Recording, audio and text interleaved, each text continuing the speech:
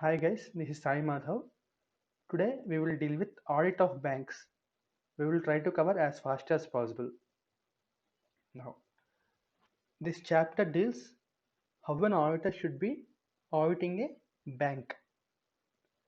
You know what is a bank? You have a basic idea, right? So whenever you are studying any question from this chapter, you try to imagine yourself as an auditor for a bank.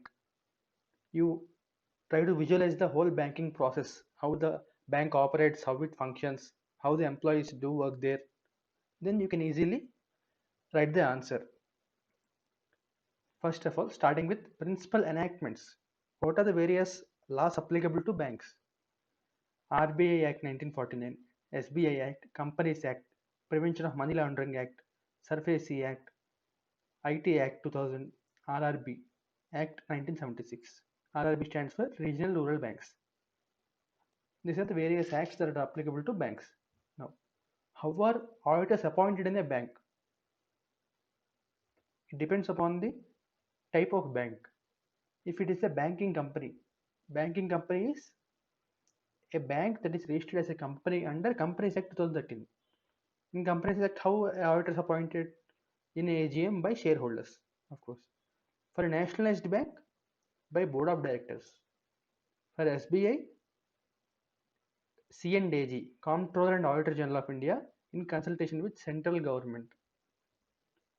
RRB, Regional Rural Banks, appointed by bank itself, should be approved by central government. In the first two cases, for a banking company and a nationalized bank, special approval of RBI is required for appointment. This is regarding appointment of auditors. Next, how remuneration of auditors is fixed. For a banking company, as I have said earlier, it is as per Companies Act 2013. So in Companies Act, there is section 142. How a remuneration of auditor is fixed. As per 142 section, the remuneration will be fixed. For nationalized bank and SBI, how it is fixed?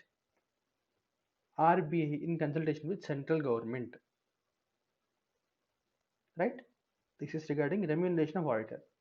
Next, conducting audit of bank. Auditor is conducting audit of bank. What are the various things? Initial considerations. Initial consideration means the first things first. If you remember, I said 210 terms of engagement. All these points are from there only. See, acceptance and continuance. Acceptance is for first time audit. Continuance is for frequent audits. Whether we should accept or continue.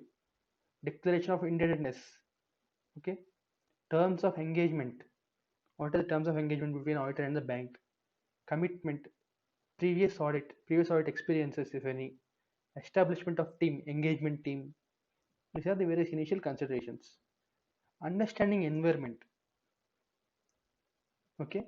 If you remember SA 315, SA 300 series, you should understand the environment of the bank. Identify and assess the risk to develop plan. Planning the audit. Understanding accounting process.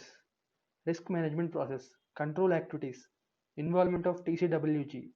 Reliable information system. These are all the environment in which a bank operates. So you should have a basic idea of the environment. Next is risk assessment. You are assessing the risk. How? Apply 315. Say 315 plus 240. 240 stands for fraud. Apply both of these. Assess specific risk related to specific items. Risk associated with outsourced activities. If any activities are outsourced, you should assess the risk of those activities also. Now, execution. How to execute. This is responsible to assess the risk. It is stated in SA 330. How to execute that. Determine materiality and going concern. Materiality, if you remember, is contained in SA 320 and going concern SA 570. Apply all those items here. Now finally, reporting. How to report in LFAR. If you remember, Carol is not applicable to banks. So there is separate thing called LFAR. LFAR stands for long form audit report and also stress testing and demonetization. LFAR should be presented every year before 30th of June to bank as well as RBI by the auditor. This is regarding the basics of audit of banks chapter. Banks internal controls. Banks are the entities dealing with public money, right? They give loans, they take deposit, they accept deposits, they do business, right? So internal controls are a major important thing for bank. Constituent ledger, loans and advances, credit cards, telegraphic transfer, and DD. DD stands for demand drafts.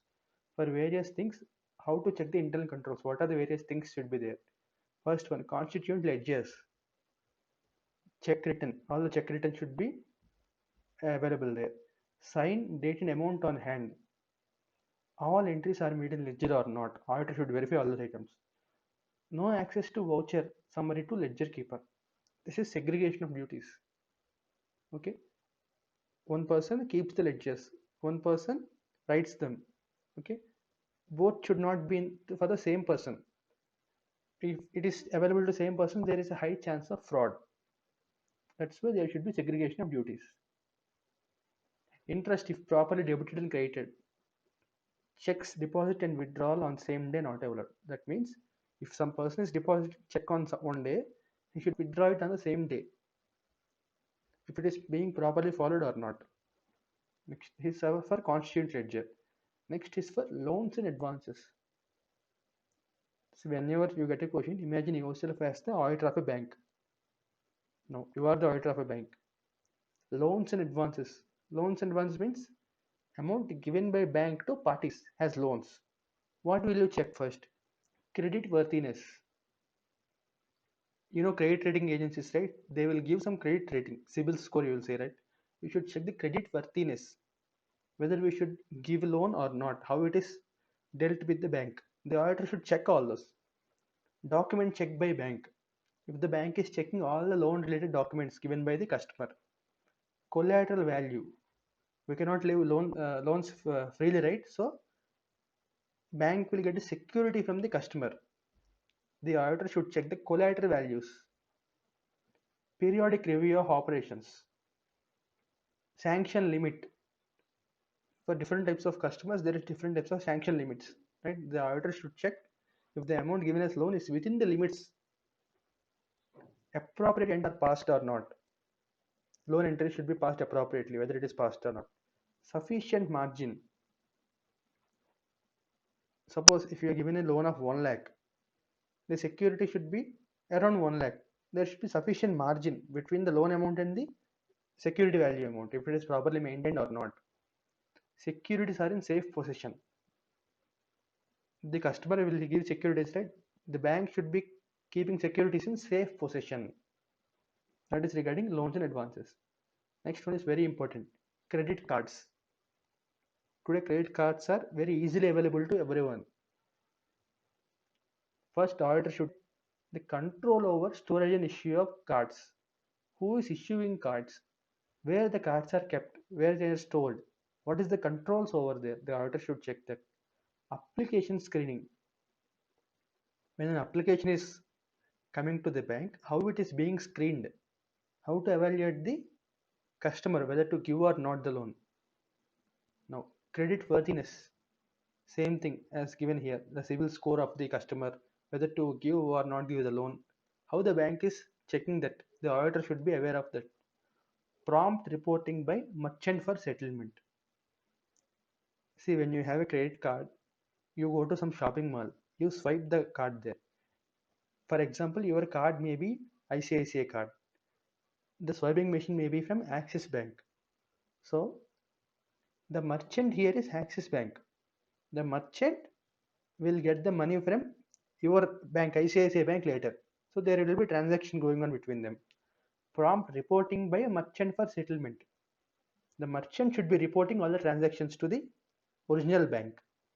Reimbursements to merchant. After he report, the bank should transfer that to reimburse to merchants. How the process is going on, the auditor should check. Statements to clients. You'll be getting monthly statements, yearly statements, right? Whether they are issued properly or not, the auditor checks. Commission charged. Of course, credit cards are not given free. There is some commission in one or the other. How it is being charged? whether it is properly recorded in the books or not, it should check. Amount within the limits. Every credit card has some limit. Whether the limits are properly followed or not should be checked by the auditor. Next is regarding telegraphic transfer and DD, demand drafts. These are like transactions between banks which are highly secured lines. Reliable private code. There should be reliable private code. It should not be known to everyone. It should be available only to relevant managers. The auditor should check that. Cross verify signatures, whether they are correct or not. Immediate confirmation to be received from the other party. When the transaction is going on between two parties, immediate confirmation is to be received. If not, appropriate steps to be taken by the bank, whether taken or not. The auditor should check this. These are the internal controls. Now, SLR stands for statutory liquidity ratio. That means the bank should be giving some amount with the RBI as a reserve. That is known as statutory liquidity ratio. There is different rate for each time period. Statutory auditors of bank should verify the compliance with SLR of 12 odd dates in different months of a final year, not being Friday. That means for different months, the auditor should pick up 12 dates. That date should not be Friday. Any day other than Friday can be picked up as a sample. And for those dates, the auditor should check the compliance regarding SLR ratio. What to check? Whether correct computation of this is maintained or not. TTL means demand time liabilities. Maintenance of liquid assets. Liquid assets are being properly maintained or not, the auditor should check. This is very important, guys. 12 odd dates in different months of a final year, not being Friday. The auditor should check the compliance of SLR. This will come back later. Audit approach. How the auditor should approach for the audit of bank. Obtain understanding of relevant circumstances. First, you should understand the circumstances. Ask the branch auditor to send weekly trial balance as on Friday. Suppose you are auditing the main bank, there are different branches. So, if there are any branch auditors, ask them to send weekly trial balances on Friday.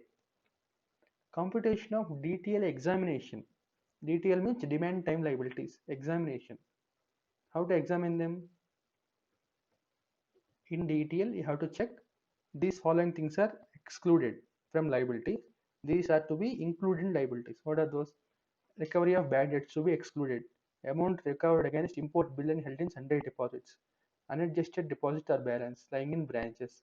Margins held and kept in sundry deposit for funded facilities. All these things to be excluded from liabilities. And these all things to be included. Reconciliation of Nostro with Nostro major account. Borrowings from abroad. Interest on deposit as at the end of half year reverse in the beginning of year. Net trade balance in branch adjustment account, including foreign branches. This is theory part, guys. There is nothing to explain here.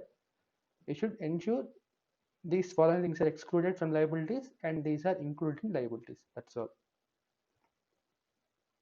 Capital adequacy ratio.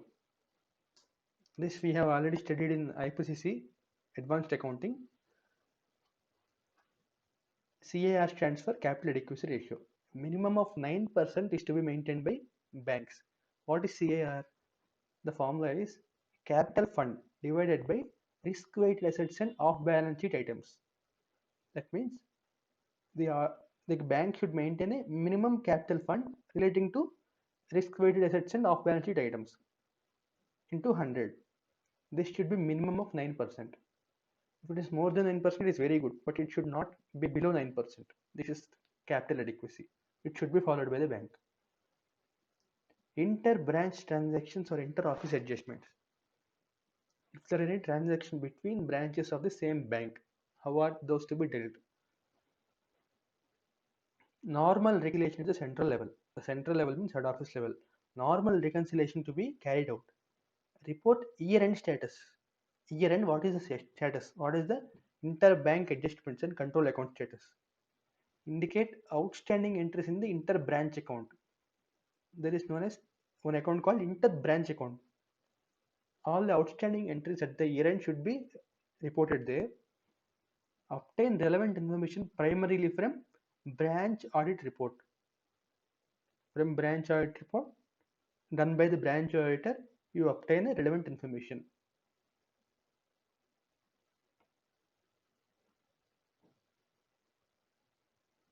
Valuation of investments. We have studied about loans and advances, right? Investments are the money from the customers kept in the bank, right? These are the assets of the bank. What to check? IC evaluation and review investment policies. IC means internal controls. Review policy of bank if it is conforming with the RBI guidelines. For every question, this is a common point you can write. RBI guidelines are to be followed by the bank. The auditor should ensure that RBI guidelines are being followed by the bank or not. Separation of investment function.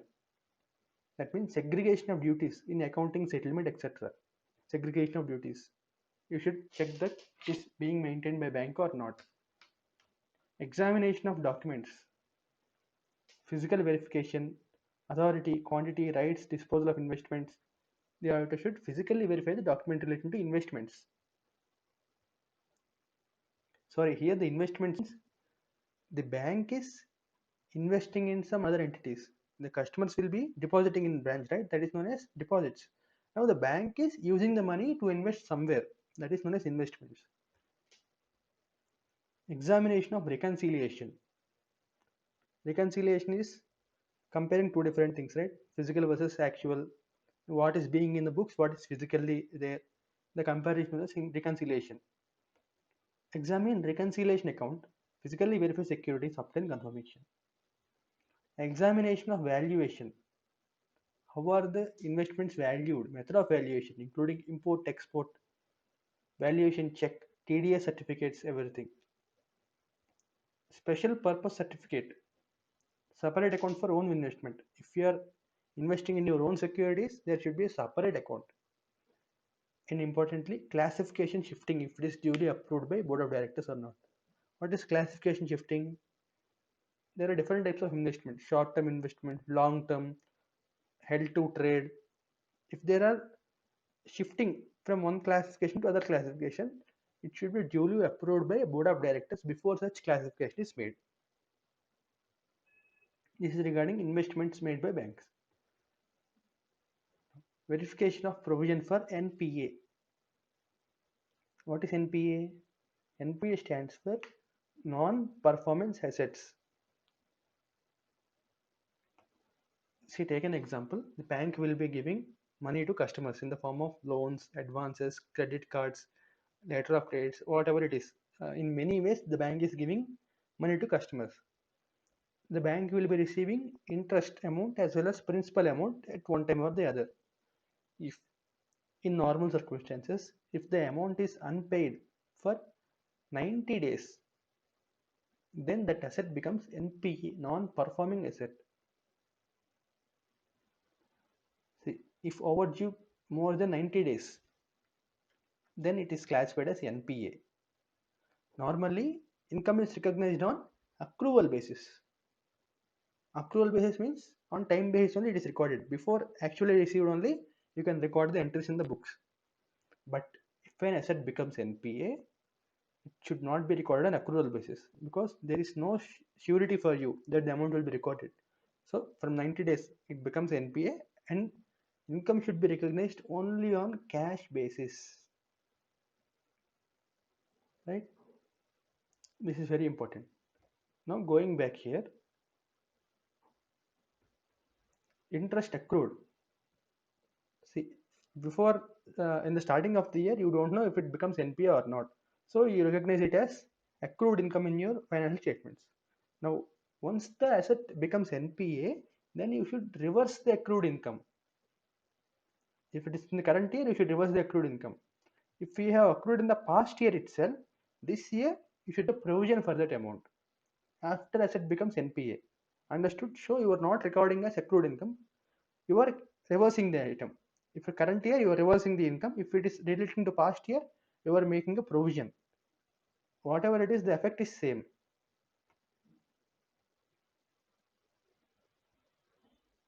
Income recognition norms. If it is for mutual funds, it should not be recording on accrual basis. It is only recorded on cash basis. Whenever you receive only, you should record it on cash basis. If it is dividend, you can record on accrual basis.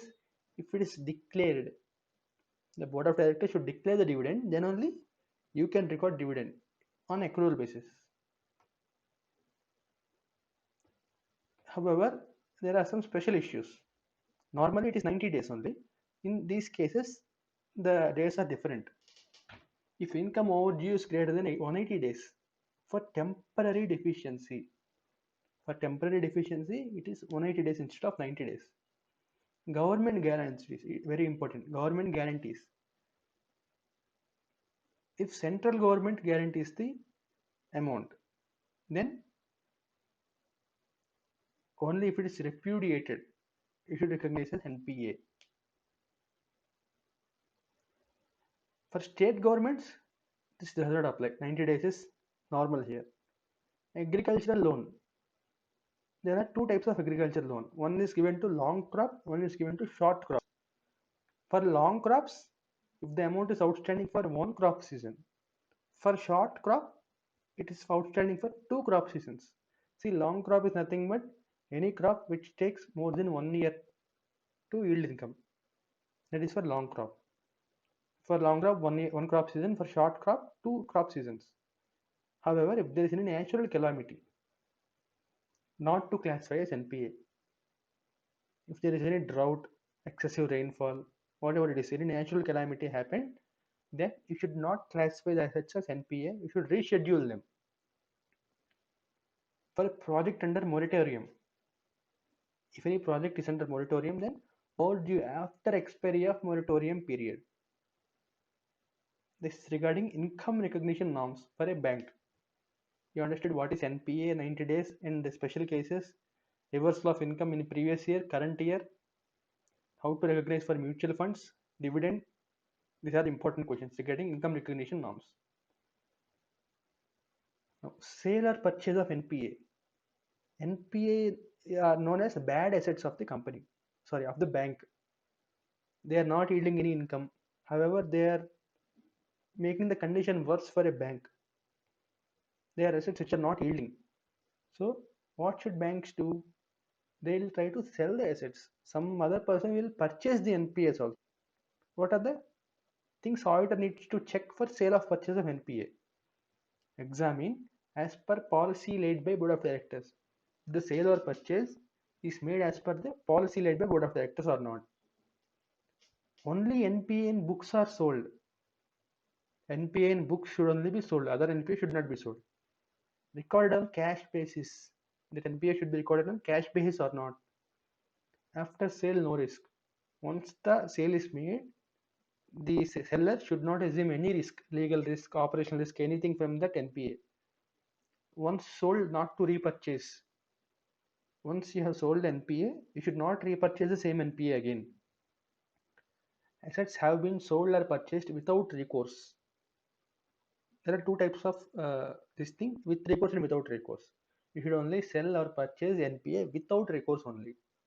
Also, ensure once sale is made, NPA is removed from the books. Once you have sold NPA, remove the NPA from the books. Shortfall in net book value charged to P&L account.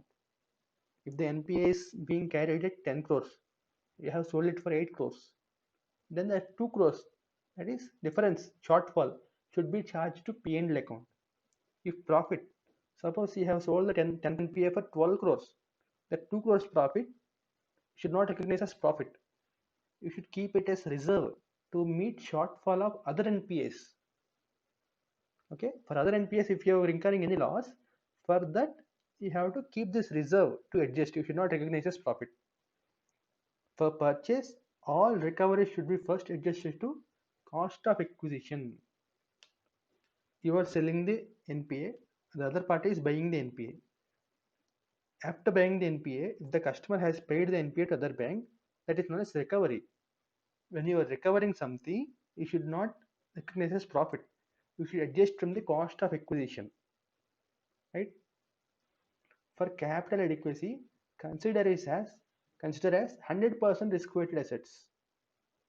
In the capital adequacy ratio, in the denominator, there is something called risk-weighted assets. For that purpose, you take it as 100% risk. This is regarding sale or purchase of NPA. Contingent liabilities. What are contingent liabilities? Off-balance sheet items. Reasonableness amount should be checked. Internal control should be adequate. Comfort letters issued. Guarantees to trade credit. All are to be verified by the auditor. Verification of specific contingent liabilities. For specific important cases, we are discussing here. Claims not acknowledged as debts. There are some claims for the bank. The bank is not acknowledging them as debts. So it is contingent liability. We don't know probability, right? Relevant evidence to be obtained from the correspondence with payers, claimants, workers, officers, lawyers, etc. With all this person, the auditor should correspond, communicate, and get the relevant evidence. Minutes of meeting of board of directors or committees. From here also the auditor can get the evidence. Contracts, agreements of pending cases. Status claims outstanding at year end. At the year end, what is the status? Subsequent events. After the books are closed, what are the events that can affect the claims knowledge as debts? The auditor should verify those. Liability of account of outstanding forward contract agreements. Outstanding forward contract agreements at the year end date.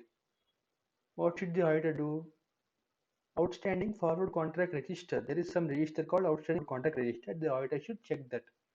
Net position of each foreign currency. Examine position squared and substantial amount not recovered. Squaring a position means you are cutting off. For sale, it is purchase. For purchase, it is sale. Once the position is made, you should check if any amount is not recovered, which is substantial. Guarantee is given. The bank gives guarantees mainly for exporters. Letter of credits, that is guarantees given. What should the auditor do? Adequate internal controls. The auditor should check if there are adequate internal controls in place for proper sanctioning, limits, margins. Adequate internal controls on unused guarantee forms. Guarantee forms will be in paper form, right? New guarantee forms. Whose position they are in? Custody verification and reconciliation. All this internal control should be verified by the auditor. Ensure completeness, that all guarantees given are recorded. Completeness. Expired guarantees are not included. Guarantees have expiry date. After that, they should not be included. Verify securities held as margin. If for any guarantee you have taken security, verify them regarding the margin. Verify compliance with applicable financial reporting framework. Whether as per Ind AS or per Companies Act, you check the compliance with applicable financial reporting framework. Next one, acceptances, endorsements, and obligations. Here you can write about letter of credits. Adequacy of internal controls over issuance of LC, same in the previous one. Unused LC forms. Verify balances of LC from register. LC is known as letter of credits. Verify copies of LC issued. Verify security obtained for issuance of LC. This is same for the previous points also. Just copy the points here, write LC instead of guarantees. That's it. Bills for collection. The auditor should ensure or verify other branches not included in this branch's reports. Outward bills for collection. The auditor should check the outward bills for correction. Collection subsequent to the date of balance sheet. Procedures of accounting.